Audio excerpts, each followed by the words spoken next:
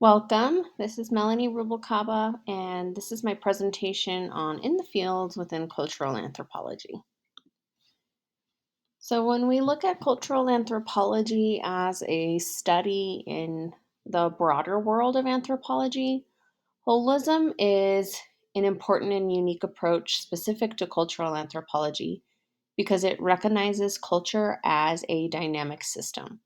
So that means it has many parts and therefore considers all the aspects of a culture as a whole. So it takes into account past, present, and maybe future ideas within the culture and what has made up that culture, both past and present, and it allows for a more well-rounded understanding of the culture. So it just takes in all parts of what makes up a culture and sees that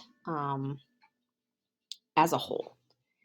Active participation is specific to cultural anthropology as well because it requires that one immerses themselves in the work that they are studying.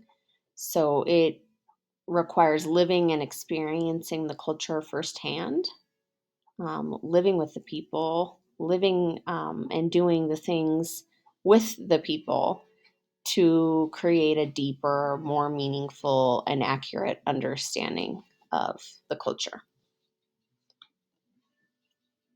So, field work is when we go out and we do the studying, we do the research, we live and interact with the individuals within the culture. So, in order to prepare for that field work, we have to have an awareness of an anthropologic other in the first place, an awareness that you, yourself, your identity, your culture isn't the only thing that is out there. And that begins with questions. You have to have questions and inquiry and a desire to know more. You have to have an awareness of how one's identity may help and sometimes may hinder your research. So, in order to be aware of that, we do have to leave behind ethnocentrism and accept cultural relativism instead. So, you seek to understand. You do not judge based off of your own um, values, your own learned ways of doing things within your culture. And then having an awareness of culture shock, I think, is an important part of fieldwork preparation because you should be aware that you're going to expect, or you should be aware that you're going to encounter challenges, maybe. Um, Different viewpoints, different worldview. There will just be a different way of doing things than what you are used to. And so having an awareness that it might come as a shock to you at different points throughout your research is imperative to how you conduct your research and conduct yourself while you are in the field. So I felt like Margaret Mead was a good representation of an anthropologist who had these bullet points. She had an innate curiosity about others and their ways of life. She sought to learn more about other people, the anthropologic other, and she recognized the value of understanding cultures from a cross-cultural perspective. So just a each culture is significant in its own right. She was kind of a pioneer for this type of wanting to know more, recognizing that there's something out there, lots of somethings out there that are different than what you encounter on a daily basis. And she had a lot of questions. She wanted to find out answers to those questions. And she had an awareness of how those cultures with the anthropologic other were different than her own. And she respected that and saw each culture as um, valued in its own right. So, for a to do list on preparing for your field work, you definitely start with your goals. What are your goals for this research? It's the who, the what, the when, the where, the why, and the how. Where are you going? Who are you studying? What do you seek to know more about? Why? Why do you want to know more? And what? How can we contribute to the understanding of other people's cultures by viewing this specific society, or um, what avenue will you go through within the culture to what avenue will you take within the culture to get to know the society and their values and their knowledge and how they create meaning. Yeah, just, kind of laying out that plan. What do you seek to desire, and how will you get to those answers? So once that's set, you gather the background data. Definitely being aware of what knowledge already exists is imperative. What questions have already been answered? What gaps are there in the knowledge that you can try and fill in? Um, what do you need to know about these individuals or this part of the world before you travel there? What languages are spoken? What customs and traditions do they have? What are their local laws? What are the things that are you have to know before you go to make the experience beneficial for both parties? You have to submit approval um, to the Institutional Review Board, or the IRB, and review those responsibilities and those rights for all parties involved. So, not just for you and what you need to know, what your responsibilities are when you are encountering other people, but what are their rights, and what type of ethical um, guidelines do you need to follow in order to um, respect and be professional. And then when you go into the field, you begin to build rapport with participants. You must first earn their respect and their trust. You absolutely must obtain informed consent before you conduct any type of interviews, or have hard conversations with people, or before you come into their village, or any type of public space that they might have. It's important to know that you have been allowed passage into that area, and then you begin doing what the people do once you have gained that respect and that trust. So, what to pack? You certainly pack for the environment where your field work will be conducted. So, this is kind of just like a standard format, or a standard list of things that I compiled based off of what anthropologists have shared that is in their pack, their bag, their um, luggage. So you certainly need record keeping materials. First and foremost, there has to be a way you can store your field notes, whether you are writing with notebook and pen, or you will be using cameras, snapping photos or taking videos, even tape recorders. And then in this day and age, many anthropologists want something to back up their work. So they have iPads and laptops, and, so they can kind of have two places to keep those field notes. Outdoor protection, depending on where you are, which part of the world, you'll need certainly sunscreen and hat if you're spending lot of time outside. That's whether it's warm weather or cold weather. Sunscreen is imperative. Hats, protective gear in some way, cold and warm climates. Certainly, there will be animals and insects and different things that you'll have to protect yourself against in the environment. So, bug spray and first aid kit is absolutely necessary. Many people bring comforts from home, whether that's comforts to help them sleep at night, or pictures, mementos, some type of religious item, Bibles or rosaries, music, their own books, tangible items like a bandana. One anthropologist said that he keeps both his wife and his dog wear the same bandana. So, excuse me, just something that is a memento that can remind you of home, kind of keep you grounded. And items specific to the environment, definitely tools in some way. If you suspect that you will be doing things that require specific tools, Swiss Army knife is a very popular one, some type of flashlight or lantern, depending on which environment you're going to. You might be working in a place that doesn't have a whole lot of electricity, or there's only certain times of the day where they have internet, electricity, things like that. And maps and atlases just to kind of have as a backup and do the old school way, because not everything is available on a phone. So, ethnographic research involves the ethnographic research is the broad term for observing people within their environment. So, two methods of this would be participant observation.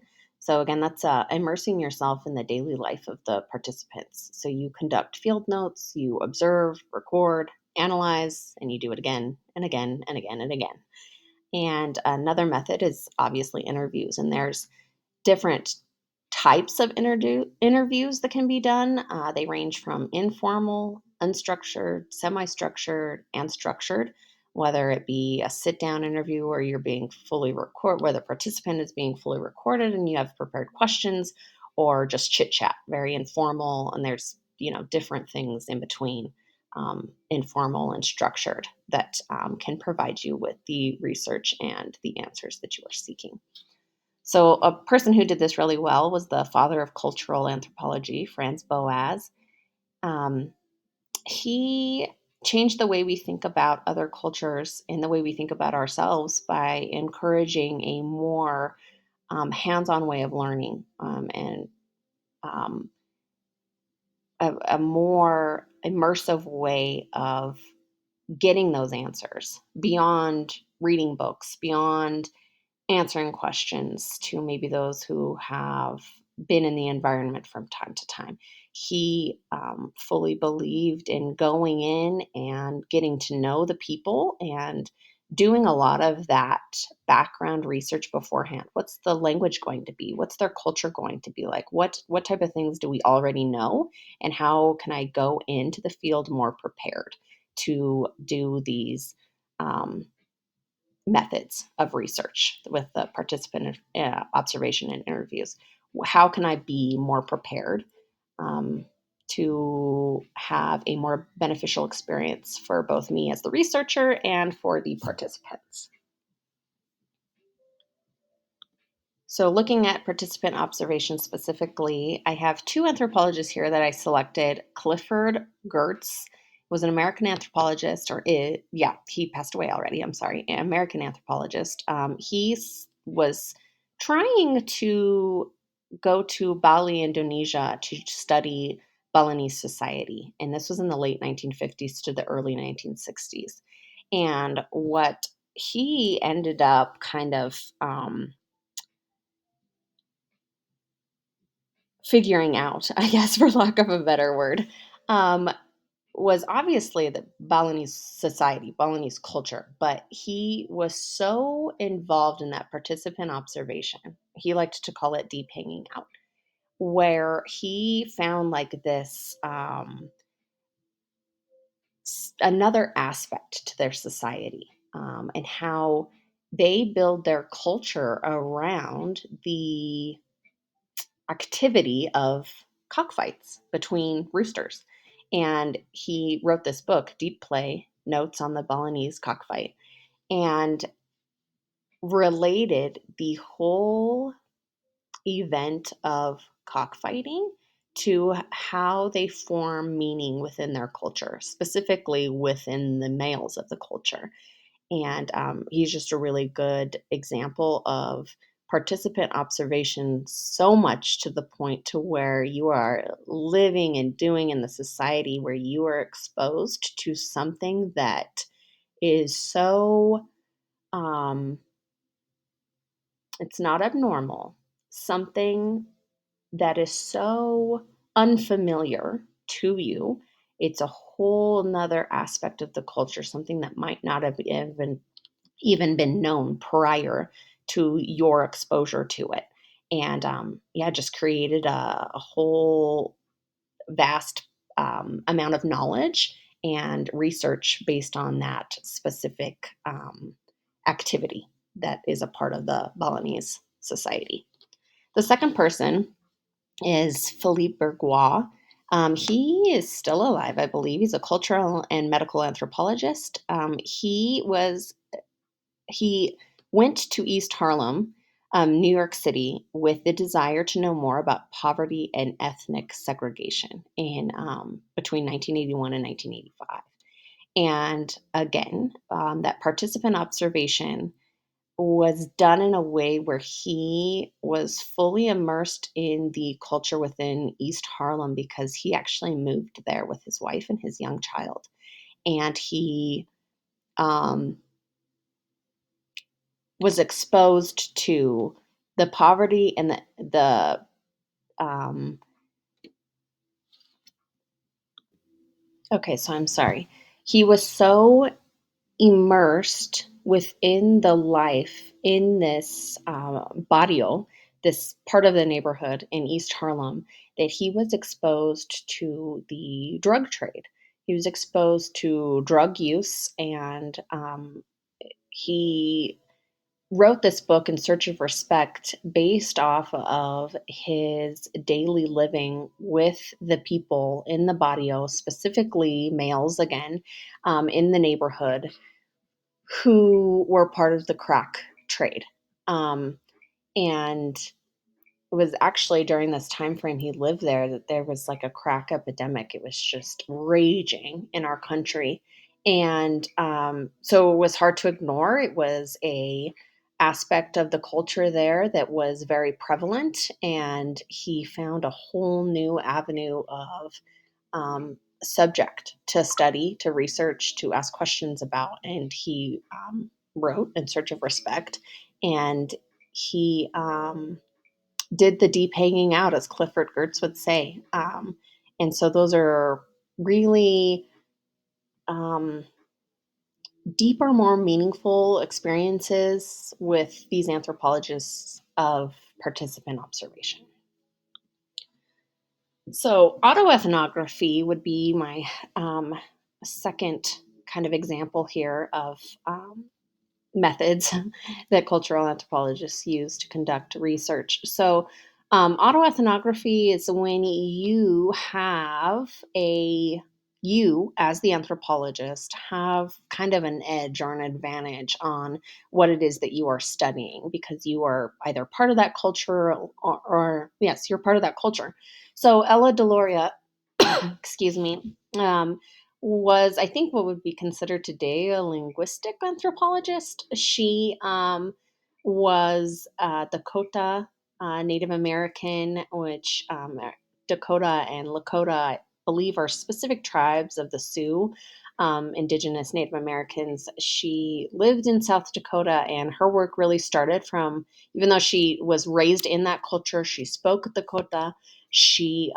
Her professional work really started after she met Franz Boas in 1928 and beyond. So she did obviously a lifetime of work because she, in fact, was indigenous, and she wrote many, many books. But I wrote here the Speaking of Indians, the Dakota Way of Life, and Dakota Texts specifically because these are the ones where she provided a lot of insight and research and translations for the Dakota and Lakota indigenous peoples and their cultures. So she did a lot of explaining on traditions and their values and kind of how they create the meaning in their lives. And she translated a lot of their texts and preserved a lot of um, what had already been created, um, short stories and myths and a lot of that meaning that was already there, she was able to translate and she was able to preserve for the indigenous peoples. And she had a great impact on future work done with indigenous peoples because of what she was able to accomplish in her lifetime with translations and what she, wrote and contributed. So, cultural relativism is what we practice when we leave behind ethnocentrism. So, Franz Boas, again, we're going to circle back around. He was really good at this. When studying Native American cultures, he avoided using his own understandings and beliefs. He argued that cultural practices and beliefs should be understood within their own context rather than according to the standards of other cultures. So we seek to understand, we don't seek to judge. So when we look at challenges within field work for cultural anthropology, I believe managing your well-being is kind of what a good well, all anthropologists during their field work must manage their well-being. This is a good example of that. So, American anthropologist Claire Stirk, she studied prostitution in the era of AIDS, specifically specifically studying and conducting her research in the metropolitan areas of New York City and Atlanta in the late 1980s. She ended up writing the book Tricking and Tripping Prostitution in the Era of AIDS. But she experienced great emotional involvement and strain while conducting her field work. She um, did not live with the prostitutes. She saw them on a daily basis, but would return home to her own bed, to her apartment or whatever, where she had heat and she had running water that, well, the prostitutes had running water in most situations, but they certainly lived more in squalor than she did. So there was just a stark contrast between um, the fieldwork experience that she had with the prostitutes because many of them did operate out of crack houses. The drug crack was very prevalent within the prostitution society while she was studying it. And so she would return home after, days or many hours of working with these prostitutes. And that just took a big emotional toll on her because she would return to this just stable, clean environment. And it was just a stark contrast from what she'd been experiencing all day long. So she felt a lot of guilt with that. And so beyond her daily return home from work, she had to take extended breaks from the field in order to decompress. Especially during this specific time in the late 1980s, AIDS was just kind of, it was, what's the right word? It was expanding, kind of taking over in these cities, especially in these cultures of prostitution and drug use. And so, in order to protect her mental well being, her emotional well being, she had to protect herself physically too, because so many people were dying from the AIDS epidemic that she had to take extended breaks, like I said, to decompress and maintain her personal safety. And in order to protect the integrity of her research and to continue um, providing good work and taking good work, good field notes, she had to allow herself to have those breaks. So that's certainly a challenge managing your mental, emotional, and physical well being while in the field. There's also another challenge I wanted to talk about, which was continued involvement. There's a good A good example of this, an anthropologist, Jay McLeod. He's an American anthropologist, and his job was to study, or his area of interest was to study occupational aspirations in teenagers. So he went to a neighborhood called, or a housing complex, I believe, called Clarendon Heights. It's in Massachusetts in 1984. And Jay experienced difficulty leaving the field after completing his initial research. So he was concerned and deeply committed to these individuals, these young boys teenagers that he researched and he got to know and he interviewed, and so deeply committed and concerned about them that he continued to communicate with them over the span of 25 years. So he even moved out of the country, moved back to England, and was starting to write his book and stuff. And he just kept up with communicating with them, and ended up returning to Massachusetts to interview the same individuals multiple times. He went back, I believe, 3 times, and just continued to update his book. Ain't no making it.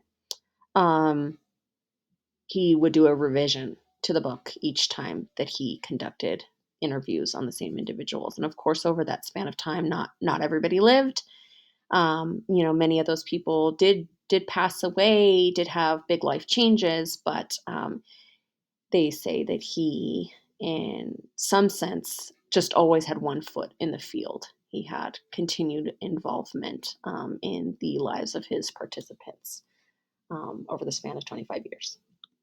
So, despite these challenges, still imperative to reach your goals within the work you're trying to do. So, despite the challenges faced by Claire Stirk and Jay McLeod during their ethnographic fieldwork, their commitment to their research and the relationships they built with their participants allowed them to meet the overall goals of their studies. This was done by Stirk's management of her emotional investments and her strategic breaks from the field. It ensured her general health and her ability to continue engaging with her subjects in a meaningful way. Similarly, McLeod's long term dedication to his study, including returning to the field over the course of 25 years, allowed him to provide deeper insights into the lives of his participants and provided them all who were involved with richer experience as a researcher and eventually friends. Here's my works cited page. Thank you for your time.